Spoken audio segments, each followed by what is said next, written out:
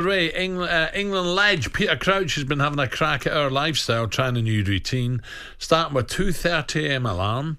Mine was a little bit later than that this morning.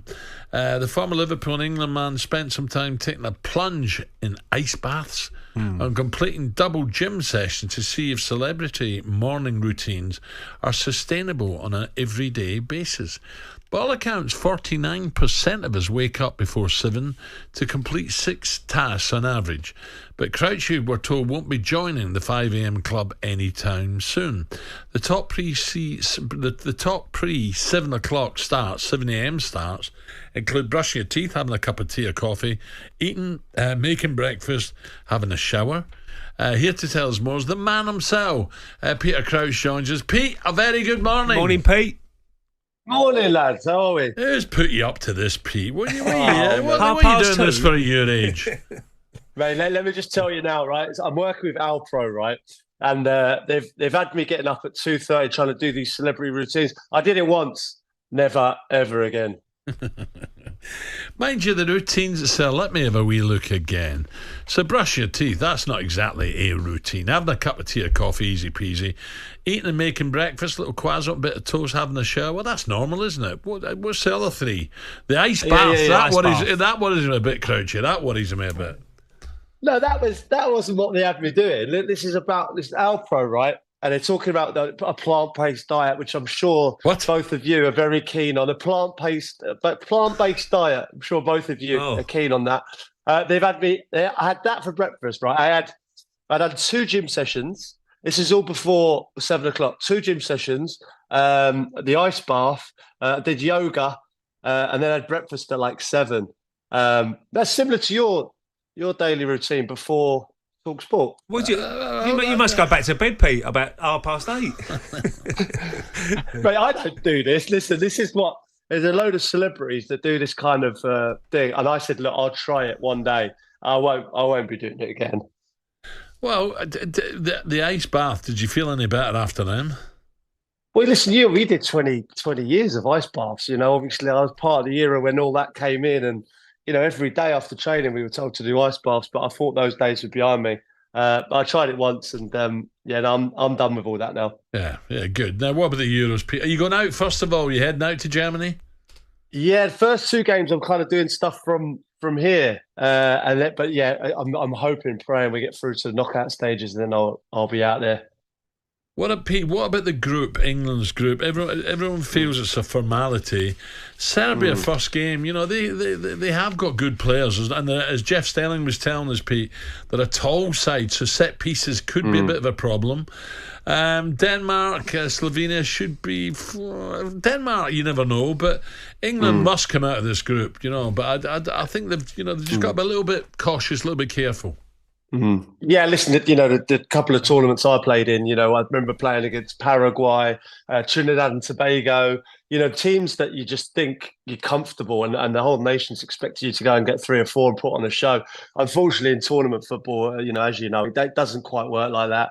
I think it'll be tighter than we all expect, but I do expect England to win all 3 games. Pete, I've got to ask you about the team selection because Jeff's come on. He wanted Anthony Gordon and Palmer, trying to get him in the squad, in the team. Sorry for that first game. Who do you go with? Like, especially in the midfield area, you've got Declan Rice is a certainty, but who goes alongside him? We know Bellingham's going to start, but wide areas, do you go with Foden and Saka? Yeah, that's the thing. I think I'd love to get Foden in centrally. I just think that's where he is. He's been the best player in the Premier League for me this season in a central position. So hard to get them all in. I think Bellingham is, as intelligent as he is. I think he can play alongside Declan Rice. There's talk about Trent playing in there, but I think Jude Bellingham can play in there. And I think gone are the days where we have players playing in the hole that were luxury players. I think you can get players. They work as hard as your defensive midfield players. So yeah, I'd like to get Foden in centrally, and then I think you've got the width. I think you'd have to play Saka. I'd love to get Palmer in there, but I don't know if he, it's not his best position, obviously out on the left. So I'd get someone like Anthony Gordon in, but I'd play 3 behind Kane personally because I think Bellingham and Declan Rice can take care of the midfield. But I'm very gung ho. I want England to go for it and destroy teams It's not always the way with the current manager. Well, the maybe the thing at the back of his mind, Pete, I don't know. I don't really know Gareth well. I know him to say hello to, but that's it. Everyone keeps telling me they're worried about England's defence at the back, and that might just be why he might say, "I'm not going to go gun ho," especially the first game.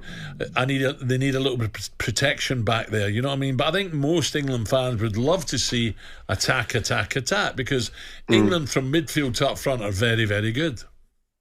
Yeah, that's it. And I think, we got someone like Kyle Walker, with the pace of Kyle Walker, and you watched it with Man City, does it so often. You've got so many attacking players in City's team. And I often think the best form of defence is attack. If you've got the best players like we have going forward, go and just suffocate teams, just go and press in their box. And, I think if you play that way defensively, you won't have as much to do. I think it's very kind of cavalier. But I think that suits the players that we have at the moment. And yeah, I don't think defensively we're maybe as strong as potentially we have been. Certainly my era when we had John Terry, Rio Ferdinand, Ashley Cole, Gary Neville at the back. That was, as solid as you can be. But I think our strength is going forward. Why don't we just allow them to do their thing?